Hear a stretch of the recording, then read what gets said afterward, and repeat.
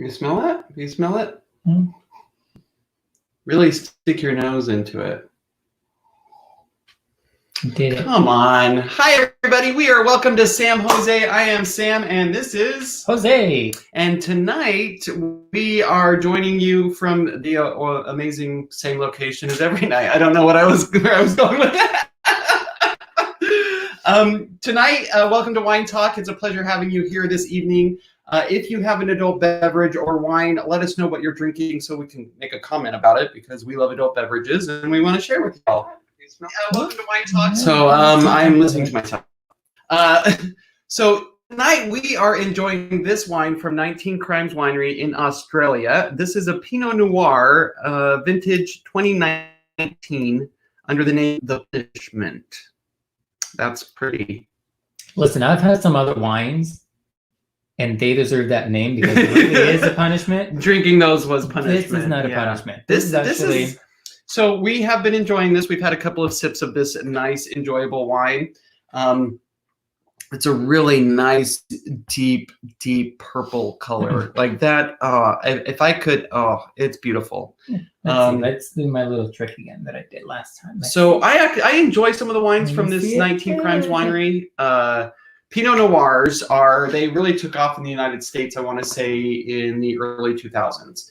And Australia, they're not really known for Pinot Noirs. However, they are kind of expanding, of course. In certain regions, they have planted some Pinot Noirs, which may be where this wine itself comes from, and then that winery pulls from it. So they have certain regions that grow these grapes. Pinot Noir grapes, and it is a very, very enjoyable wine. It is a little bit fruit on the fruit forward. A lot of red fruit. So I'm getting a lot of berries. A lot of berries. A lot of berries.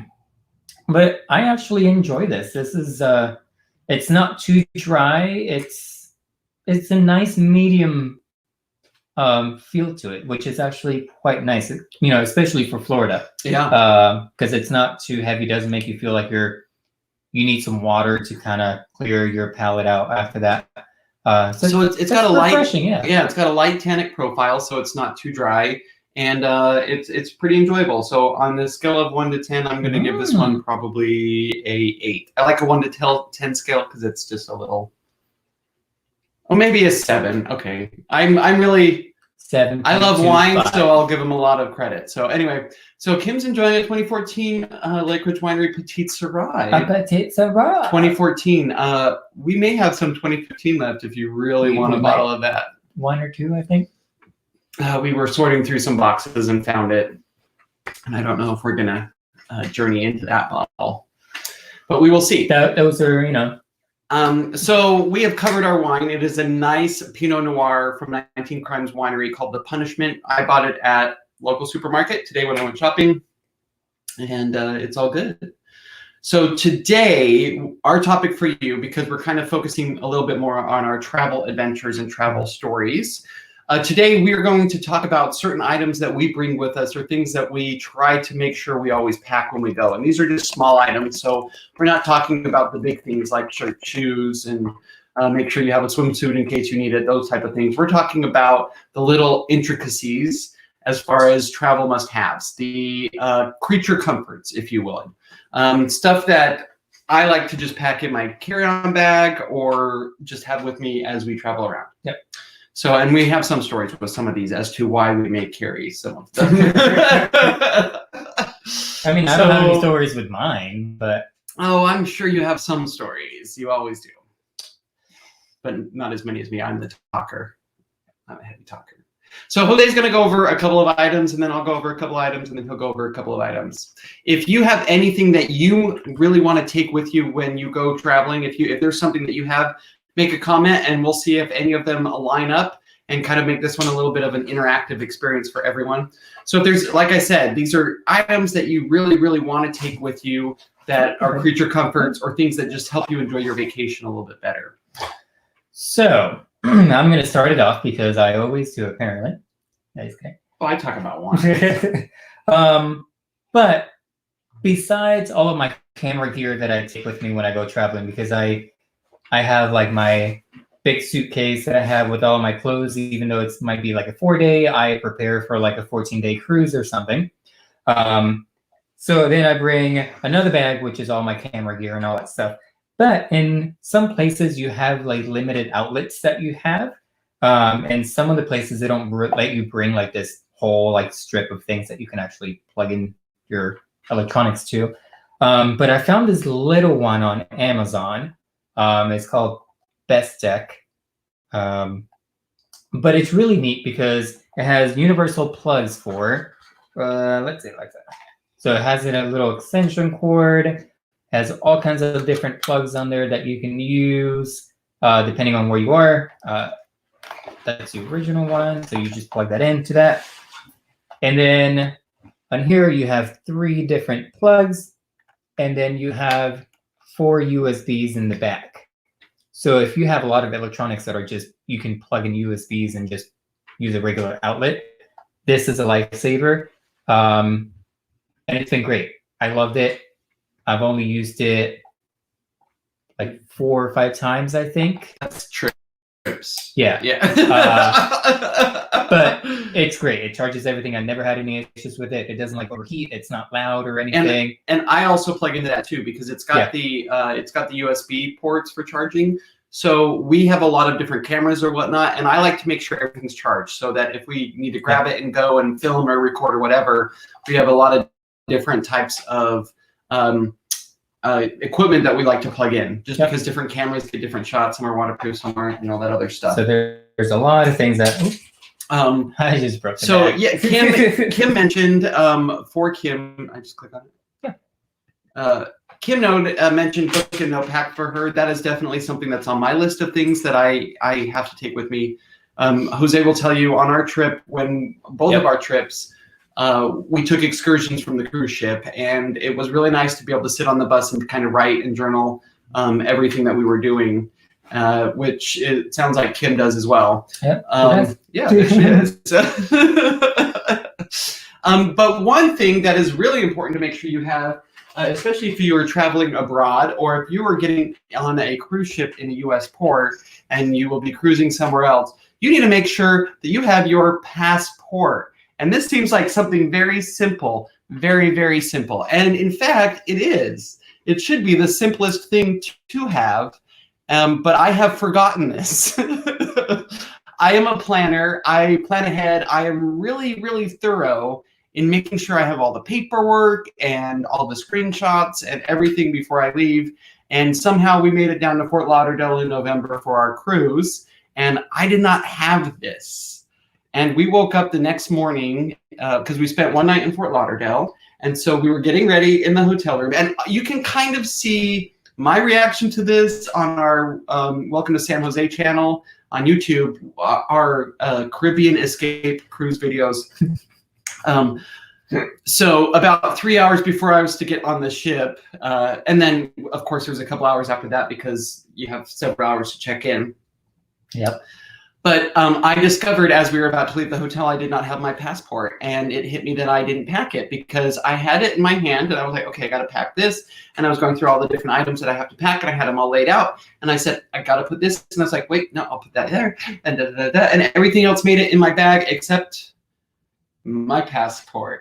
Yep. So that morning that we were getting ready to go, I was like, okay, cool. I have this, I have that, I have this, there's my passport, I'm going to need that, I'm going to move that over here. And then Sam goes, and I'm like, what? I turned around and I said, I don't have my passport. And me going, he's just messing around with me. And I'm like, okay. And he's like, no, babe, I don't have my passport. And I'm like, oh, crap.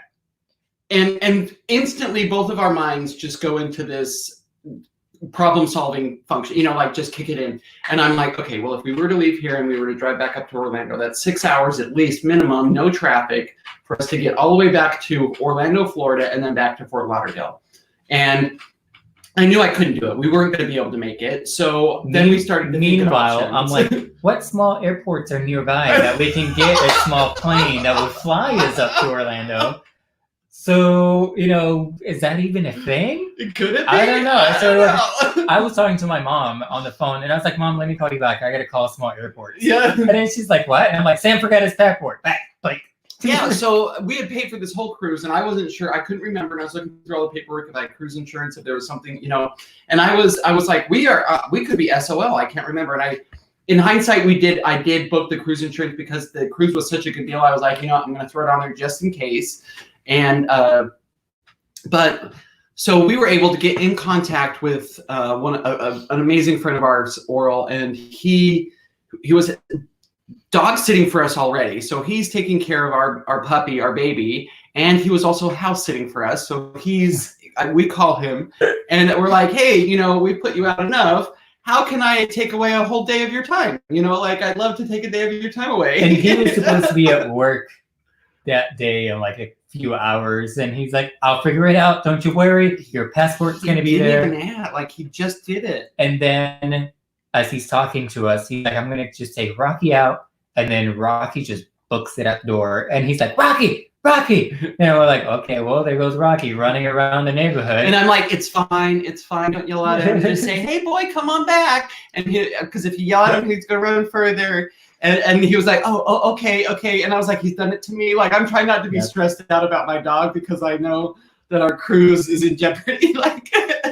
But we Sam's made cruise it. was in jeopardy. I was going to get on that. And ship I told regardless. him, I was like, you just get on it. You just get on the ship. So, always remember your passport. It sounds like it should be very simple to remember, but when you don't go on a plane before you go international, it doesn't hit you. And we were spending the night in Fort Lauderdale, so I didn't even use it the whole first 24 hours we were going. But when you're getting on a ship that's going to Mexico, you kind of need it.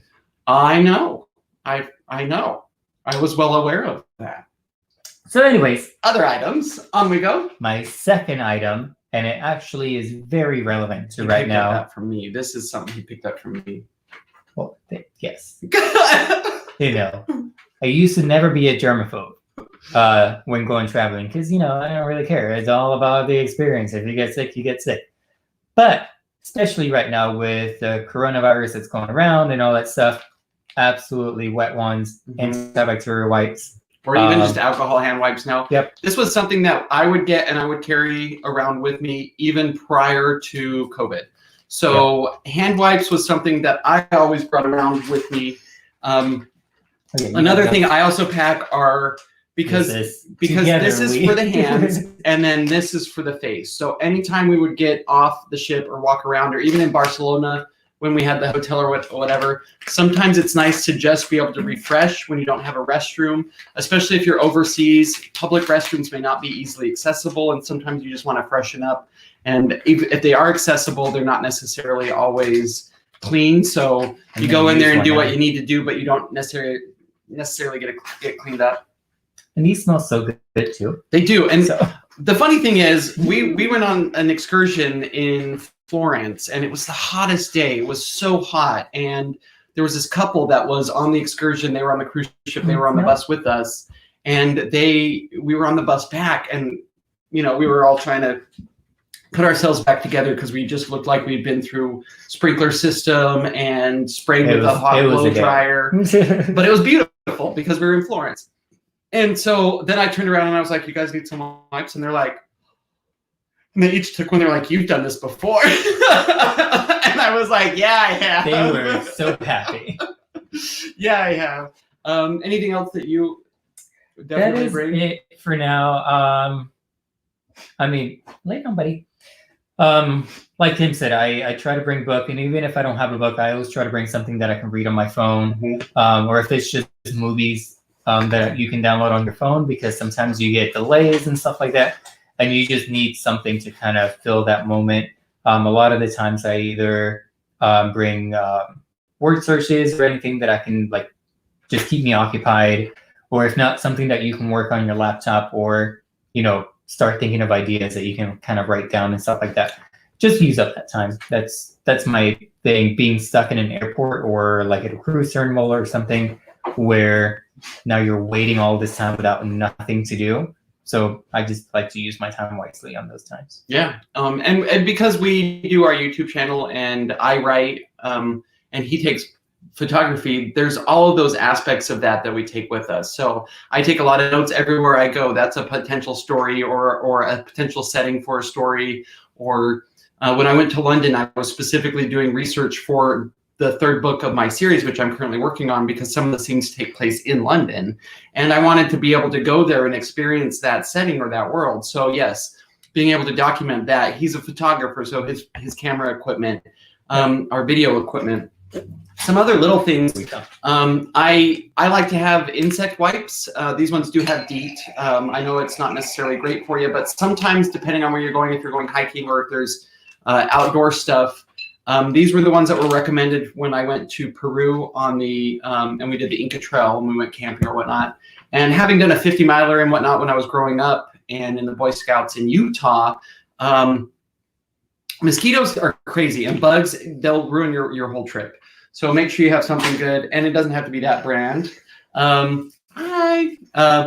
Another little thing I have a little first aid kit. It's got some Band-Aids, some antibacterial stuff and wipes and all that other good stuff, just in case, because if you're out and about, you don't want to ruin your day when you don't have a Band-Aid and you're like having to, just take care of it.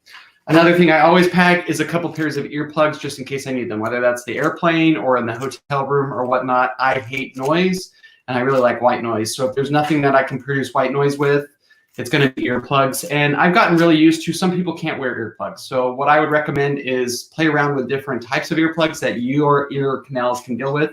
I worked in theme parks for years. It was a parade float driver, and I got very used to having earplugs just shoved in there for 8 to 10 to 15 hours a day. And so it doesn't bother me at all. It doesn't bother me at all. Can't do it. Cannot do it. Meanwhile, I can sleep on a plane just like a baby. Plane takes off, and I'm like, all right, I can go to sleep now. He's like, bye, Sam. And me, I'm like, oh, I want to sleep too. I'll take a sleeping pill, prescription strength, prescribed by my doctor. And 8 hours later, I wake up, and he's like, and I'm like, oh. I was like, it was so rough. It was so rough. So I get off the plane, and I was like, bonjour. And he's like, bye. I was like, I can't sleep on planes. I don't do it. Yeah, so those are just some of the things that we do. But there's so many things that, it can enhance your travel. So depending on where you're traveling to, it can be... There's one more thing. Let me go grab it. Keep talking. So depending on where you're traveling to, so, if you're going to be going up to somewhere that's cold, definitely bring some hand warmers or anything like that. If you're going to be somewhere that it's, the beach or anything, some sunblock, it's going to be great. Because sometimes if you go to these places that are like known to have a lot of tourists and they're going to be swimming around, there's going to be a lot of sun and all that stuff, they're going to upcharge you for all those things that you need. So always be sure to pack those in your bag so you don't pay 3 or 4 times the amount that it actually costs to just buy some sunblock or anything like that. Also, some I don't know, some places are really strict on just bringing like headache medication, like aspirin and all that stuff. They're kind of strict, but if you have just the travel size ones, just throw those into your toiletry, just in case something happens. And usually some medications, they'll want you to make sure it's in the actual bottle. So if it's a prescription medication, sometimes in customs or whatnot, you have to have that in the bottle marked with the prescription and everything. The other thing that I do like to take with me and I pack is this towel. Now, this does have a little bit of a story. I've read the whole Hitchhiker's Guide to the Galaxy series by Douglas Adams, but it comes in this little teeny pouch that's drawstrings. This is new to me, so... He doesn't know I packed this, but I packed this on every trip I have taken for the last several years because, my brother Daniel bought it for me, to be completely honest. We were in Salt Lake City, and I think he was getting ready to go to Armenia with the Peace Corps, so he was just buying different stuff. But it's one of those microfiber towels. And in Hitchhiker's Guide to the Galaxy, it says, always have your towel. And this one is one of those water-wicking, super absorbent towels. And just in case I ever needed it for whatever reason, because as they say in the Hitchhiker's Guide to the Galaxy, you never know when you'll need your towel. You can use it as a blanket. You can use it as a napkin. In the books, they talk about all the different uses of this towel. If you need a disguise, you can put it over your head as a turban and all that other good stuff. So this little towel I've carried around with me on vacations for years, and it takes up a little corner of my suitcase, but it's always been there, and I've never had to use it, but one day I will, and I'm going to be like, I am so glad I packed that towel. Also, this is not one of those things that you need to pack while you're traveling, but just kind of like a tip, because going out to Europe on our cruise, a lot of people were not aware that to go into the very religious places that and all that stuff, check the dress codes before you head out to those places. Oh, absolutely. Because they will not let you in the door if you don't meet their dress code. And sometimes for women, it's or men either. It's if your knees are showing, no sandals. Yep. You have to have a sleeve. Yep. So make sure. It's always good to do the research. I got yelled at because I forgot that I went outside and then I tried to go back in and I didn't remember my hat. And this lady like yelled across like the whole entire room, and I was like, "Whoa!" Yeah. And he's like, "Your hat," and I'm like, "Ooh, my bad." So yeah, keep in mind those things as well. Like sometimes you like to walk around flip flops and things like that. Sometimes they don't allow flip flops. So just make sure that you do your research before you go. Oh, yeah. But you're going there. And that's how we like to travel, is do a little research so we don't look like stupid Americans. And there's no reason to look like you're stupid because there's so many resources for you to do all that research from. Yeah. Right here. Anyways. So thank you so much for joining us this evening. One more time, our wine of tonight. And if you're enjoying something, thank you so much for joining us for our wine night. Tonight we've enjoyed 19 Crimes, The Punishment. It is a Pinot Noir from Australia.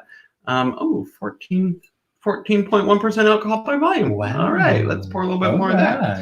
Anyways, it's really good. We've enjoyed this wine.